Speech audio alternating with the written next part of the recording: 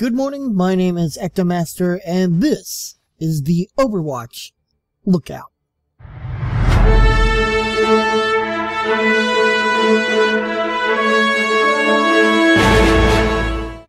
The Overwatch Lookout is a weekly series where we take a look at the video game Overwatch, the heroes in it that protect us from the villains they fight. My name is EctoMaster, as I said, and again, we are taking a look at Overwatch, any news in relation to that, opinions, and anything else that may have happened. Now, I did say this is a weekly series, and I do apologize. Over the last 2 weeks, things have been a little bit interesting. Last week, unfortunately, as I went to go record this video, and by record this video, I mean the audio, as the video that we are seeing is old content, so I do apologize, but I am not in the beta, so I don't have anything new to show. But we do take a look every week of any news that is out there, and last week, as I went to record it, it just didn't have anything to really showcase when I decided to record it. I decided to push it back a day, and by that point I did have something, but I didn't have the time to actually record. As I kept on deciding to push it back and push it back, it became the next week, and I decided to wait till this week.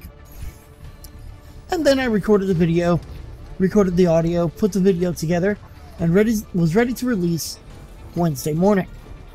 Unfortunately, news came out on Tuesday evening, and I didn't have time to edit or record a new video. So we are now here on Friday morning with the newest news that I have possible, and I apologize for the delay. But let's get into it. Going all the way back to last week, looking at the beta patch notes from March 30th, as well as anything else that came out up until this point. So starting with those beta notes, this is the 30th of March, so I may say I may say something that contradicts what these say, as we did have another beta patch on Tuesday evening. But on the 30th, there was a matchmaking improvement. Basically, behind the scenes improvements have been made to the in-game matchmaker. There were bug fixes, general bug fixes, some key bindings should now save and carry over between sessions. And then they put in, well, not quotation marks, but parentheses, for reals this time. And they fixed several crashes that could occur when viewing highlights. As far as heroes are concerned, Reinhardt's charge should now pin enemy targets more reliably. Zarya will no longer gain power if projected barrier is cast on an ally that is also shielded by Lucio's sound barrier. And they fixed an exploit that allowed players to become invulnerable if Zarya cast a projected barrier on them and then immediately switched heroes. Blizzard is also looking into crosshair customization. So a quote from Jeff Kaplan: "If you're the type of player who likes changing your crosshair color, we would appreciate either screenshots or RGB values of colors you prefer. Many thanks in advance." There were a couple of replies. The first one saying, "Regardless of the color, I'd personally like to have the option of adding a small black border around the crosshair. We agreed, we need this, we're going to do this by default. Good suggestion." And then the second person said, "Can we maybe get access to RBG scrollers in the options menu to make our own? I would much rather prefer that than only being able to select 6 or so pre-programmed options." Jeff Kaplan agreed, saying maybe in the future it's a non-trivial for us to get this in soon, so suggesting some options that you guys would prefer will help us pick some good options to hold you over. We would rather get something in soon and worry about expanding on it later. They did release a new animated short, Alive, a story of Widowmaker featuring Tracer. If you have not taken the chance to check it out, I recommend doing so. It again exemplifies how well Blizzard is at creating short stories and cinematics. They did have a couple of vlogs, one talking about netcode, Netcode is what they use to basically work the game in the background. Let's just cover the let's cover it. So it's from Tim and Phil, programmers on the Overwatch team, and they said that what the vlog is about. They hadn't yet discussed this yet due to the complexity of it and the trade-offs they need to make. This vlog will discuss the techniques they're using, values that drove those techniques, and changes they're making based off of feedback. Their core values favor the shooter, so when you line up your crosshair over a target and fire, you should most of the time hit that target. Exceptions are when the enemy does something to evade it, like Tracer's blink. Responsiveness, you should see results immediately. Action plays out on client before server knows what is happening. If the server disagrees with your client's simulation, it will send you back. Getting stunned or dying, for example, could send you back slightly. There are some exceptions, notably Barriers, Ice Wall, Reinhardt's Flame Strike, and Symmetra's right click. In a future patch, if you have a good consistent connection to the server, they are going to buffer less commands for you to reduce delay. They are going to add extrapolation to help higher ping players hit more consistently. It will predict movement of others, but only actually register the hits if those people were actually there according to the server. This should hopefully mitigate some of those getting shot around corners scenarios. Better ping-based matchmaking will be introduced in an upcoming patch. Open beta will help even more with the larger pool of players, which makes the in-game experience better for everyone. So basically they're just doing a lot of the behind-the-scenes matchmaking and all the stuff that goes into that. Now, as I said, on the what day was that? The 2 days ago, so that was the 5th. There was a major patch update, including something that we'll talk about in a little bit. Competitive play was introduced. So new play mode, competitive play. Earn some Battlefield experience and ready to step up your game. Prepare to prove yourself in competitive play. Designed for those seeking a more serious challenge, competitive play is our new game mode in which players can compete and rank up through a series divisions and tiers and monthly seasons. To join a competitive play game, select Play from the main menu, then select Competitive Play.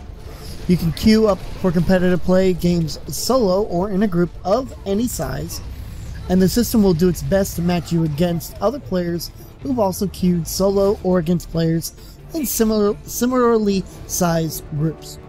Please note that you must be at least level 25 in order for competitive play. And then there's some progression rewards. Several new sprays, player icons, and voice lines have been added.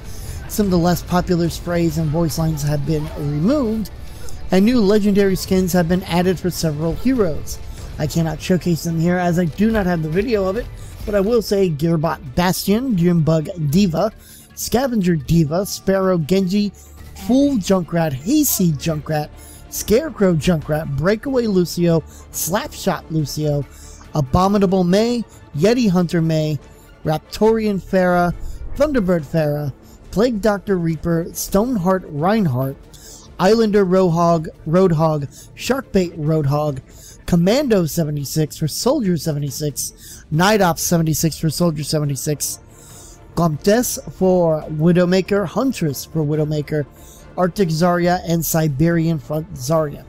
If you would like to see what these skins look like, feel free to check out overpwn.com. They have 4 screenshots of each from pretty much each side, so you can see exactly what they look like. As far as the games are concerned, they did add a leaver penalty to the game, so let's go over leaving games. If a player's game completion percentage falls below our required threshold, they will now receive a warning message. This percentage is calculated based on their 20 most recent games. If that player continues to leave games after receiving this warning, they will incur a 75% XP penalty for future games. This penalty will be removed once the player raises their game completion percentage above our required threshold. Again, this percentage is calculated based on their 20 most recent games. Player interactivity. Players who are in the team spawn room and have selected a hero will no longer be removed for inactivity until 45 seconds after a game has started. Players actively browsing heroes in the assembled hero selection screen will no longer be considered inactive. Removed initial warning message displayed after leaving a game. Note, competitive play will have additional rules and penalties for leaving games. They had some technical updates. Network graph. You can now enable a network graph while in-game to help diagnose client networking issues. You can hit Control-Shift-N to toggle the network graph on and off.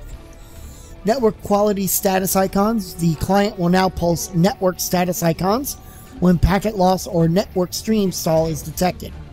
You can disable these icons from the gameplay settings menu. High bandwidth custom game option.